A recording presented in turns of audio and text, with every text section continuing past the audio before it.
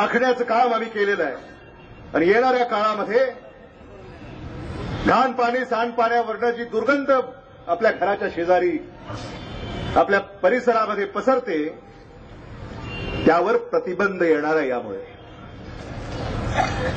हे आपण समजून घेतलं पाहिजे.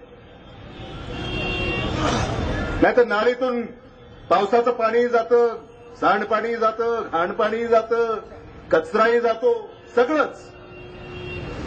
हे सगळं चित्र आपल्याला बदलायचं आणि हे करण्यासाठी तुमची मदत आम्हाला या निवडणुकीमध्ये हवी आहे. कचऱ्याचं व्यवस्थापन आपल्याला माहित असेल, लातूर महानगरपालिकेमध्ये 7 महिने पगार नव्हता. कमिशनरपासून शिपायापर्यंत सफाई कामगाराला सुद्धा आम्हाला झाडायला जा म्हटलं तर तो मला म्हणायचा की माझा पगार कुठे आहे. अशा बिकट परिस्थितीतून लातूर महानगरपालिका वाटचाल करत होती. आम्ही काय केलं?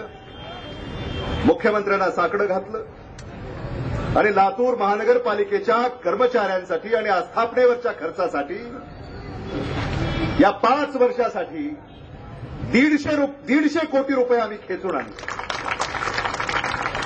आणि आता तुम्ही पाहत असाल कचऱ्याच्या व्यवस्थापनावर सुद्धा बरीच सुधारणा शहरामध्ये तुम्हाला पाहायला मिळते.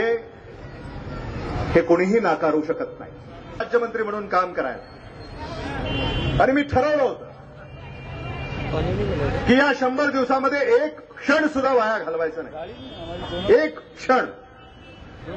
क्षणही वाया न घालवता या 100 दिवसामध्ये या लातूरसाठी 1000 कोटी रुपये आपण खेचून आणले.